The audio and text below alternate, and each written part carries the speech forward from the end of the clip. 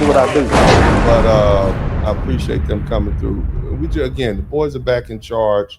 It's about time. I want to take this opportunity to thank the real MVPs of this broadcast. Man, big shout out to all of my Cash App folks, man. I appreciate y'all hanging out with me late tonight, man. I had to go to jujitsu. I try to roll at least 10 times a week. And for the past couple of weeks, as you guys know, I've been a little sick. Turns out I had some sort of, you know, cold or stomach virus or whatever's been going around. So I feel a little better. I'm glad I'm not too terribly sick. And, but anyway, big shout out to AB. Thank you so much for the $5 Cash App. And now I want to thank the folks. We got 12 super chats. Let's try to get 15. That'll be clean. Okay, we got 12, and it's almost 12. That means I've been working. But big shout out to I'm ready for a 24K gold message tonight. Hey, man, I appreciate you, brother. I just wanted to hit it and quit it. We are an hour and 38 in. Normally I do 3 hours, man, but I just wanted to hit this thing and quit it. Go, Unc. I'm so ready for this show. I've got my popcorn ready. Let's go. Yes, Andrew Tate as well. He can use your wisdom in studying this. Keep leading and being so amazing. Proud of you. Thank you so much, LTD. You are awesome, man. LTD came through, man. You get me out the man. Good looking out, brother. Appreciate you. Rod said, and the Tates always speak highly of their dad. They do. They always speak highly of their foundational Black American dad. Let's not ever forget that, okay? And I know it's easy to get caught up in the rhetoric that they say, but the brothers never speak ill of their dad. And you got to respect that. Real talk. Shout out to LTD. Bring back the patriarchy. This strong Black woman trope is dumb. Rather cook for my family than lead a debt. Also, weak men are scary to femme women. Can't trust them with your safety and mindset. Thanks, MIL. Shout out. Thank you so much, LTD. Again, said feminism was never our fight, but some women would rather DEI power than to be led. I'm so tired of tyrannical boss women. Leadership. Weak men are scary. Can't trust their leadership and mindset. It's our fault, though. We let it go that far. You know, it is the over accommodating men amongst us. You know, the men who could be whipped with, you know, women's attention. And, you know, I don't even think women even respect those men. You know, I don't think they even respect those men. You see how quickly they turn on them. But again, we got 12 super chats. Let's try to get 15 if y'all learned something. If not, fine. If you didn't learn anything, you don't owe me anything. But I appreciate you guys so much. LTD, thanks for the gift, man. Thank you for the membership. I appreciate your excellence. Came through with 50. Good looking out, brother. Appreciate you for that 50 super sticker. Also, LTD, why did he have to start by calling Aaron a queen? See, that's what I mean. That was provocation. You just outright challenged this man masculinity. And now he's got to be the bad guy because he's got to defend himself, you know. But that's something that we've tolerated. And why did he start by calling Aaron a queen? That not a woman is a villain trying to play victim. Aaron will clearly hit a man, even if it's a dress. XY chromosome is forever, even if in a dress. Yeah, I like that because even in the video towards the end, when he was around all the women, he didn't want to. He said, "I'm not gonna do this with you." I appreciate that young brother. Even in the heat of the moment, he never attacks those women. That's pretty cool. I like that. Even when they're talking stuff and provoking. Now he hit the dude with the dress. He came with that overhand right. Bam. Bam. Now you got to twist your fist, son. When you got to twist that fist, you got to rotate that fist in. Bow, bow, and that'll help you extend that arm out. Okay. All right. We're gonna have to get him here at Camp Spurling and help him work on his ground game. Okay, we could tweak them punches, but he got the power. You got the power, son. Okay, you got the power. Keep up the good work. We proud of you out here. All right, we proud of you. I know that's all right, baby. Keep on doing what you're doing. You stand on business. Somebody type stand on business in the chat room. Anyway, Black Abdullah said, blessing to you, brother Dennis. Thank you so much, family. I appreciate y'all. Also, TIQS Ice Lords activated. Yeah, from here to enlightenment. How long have you been taking martial arts? Man, well, shoot, man, I have been taking martial arts officially. I don't, depending on what you mean by martial art. I started like boxing back in 2009 just as a hobby and doing my training and whatnot. And then recently I took up jujitsu and Kaju Kimbo karate. So jiu-jitsu is Brazilian jiu-jitsu.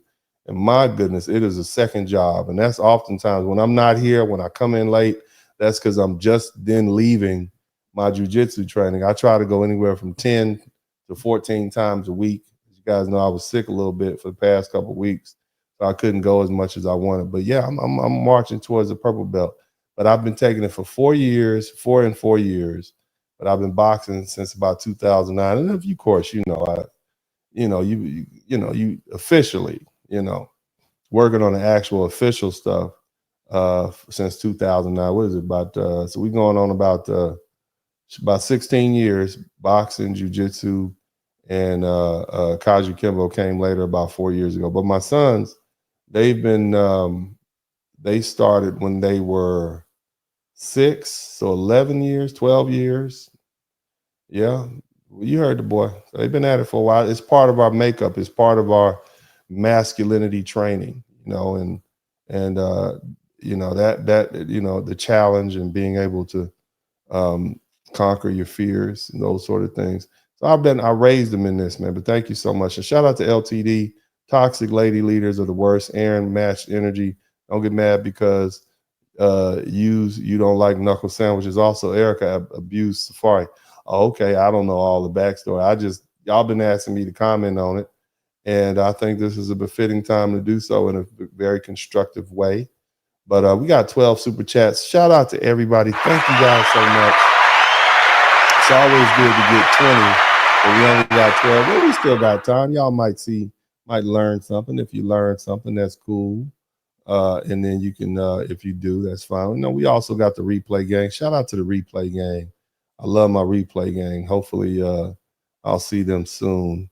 And I definitely want to read all the comments. I read all the comments. Now, let me go ahead and give y'all this closing. Look here. We are, as we close this particular discussion, okay, I want to speak directly to the brothers, okay? I want to speak directly to the especially brothers within the foundational Black American community.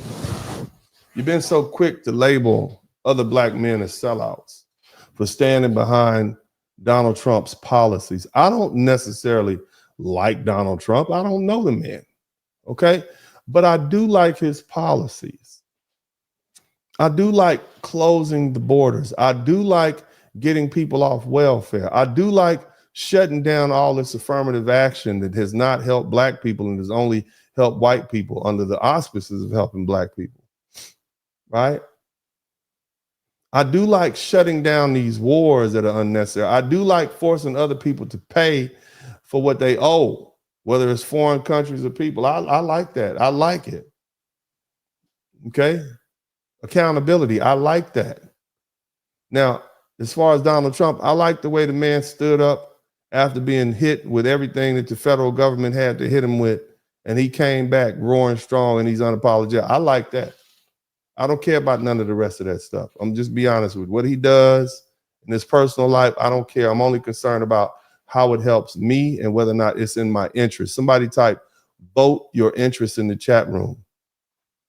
Okay, vote your interest in the chat room. That's the only thing I teach. I teach people a freedom doctrine on this page. You're free. Nevertheless, I want you to be absolutely clear. Calling other Black men sellouts or me sellouts or whoever, that accusation is not just wrong. It's a betrayal of the very principles that you should define us as free men.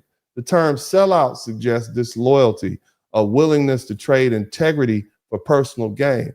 But the true sellout is the one who blindly follows a party like the Democrat Party or the Republican Party ideology without questioning whether it serves their best interest or his interest of his people.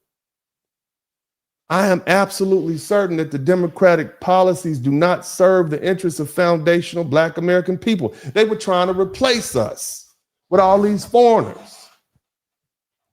And you got the nerve to still support them and call the people who are against that sellouts. Think about how silly you sound. See, the true sellout is the man who trades his independence for blind allegiance and who lets political handlers manipulate him into believing he must think a certain way because of the color of his skin. History has seen this before. The chains may have changed, but the tactics remain the same: control. The same forces that once sought to keep us physically enslaved now seek to enslave our minds. They shame us for daring to think for ourselves, for refusing to fall in line with a party that has long promised much but delivered little. They are trying to put your sons in dresses. And you think self-respecting black men like myself are supposed to stand by and let that happen? And you call me a sellout? You call me a nocturnal animal that forages for rubbish at night in the garbage can? No, I think you should look in the mirror. But nevertheless, this is nothing new. Booker T. Washington warned us over a century ago about so-called black leaders who exploit racial grievances for power, keeping their own people dependent rather than empowering them to rise. Brother Malcolm X called the white liberal establishment for treating black voters as political pawns and demanded loyalty while giving us nothing in return. And yet here we are, decades later, still being told who to vote for, still being shamed for stepping off the ideological Democrat plantation. But the Democratic Party, what? Has it changed? It has. It abandoned common sense for chaos. It exchanged stability for anarchy and morality for moral relativism. Open borders just to undercut black labor.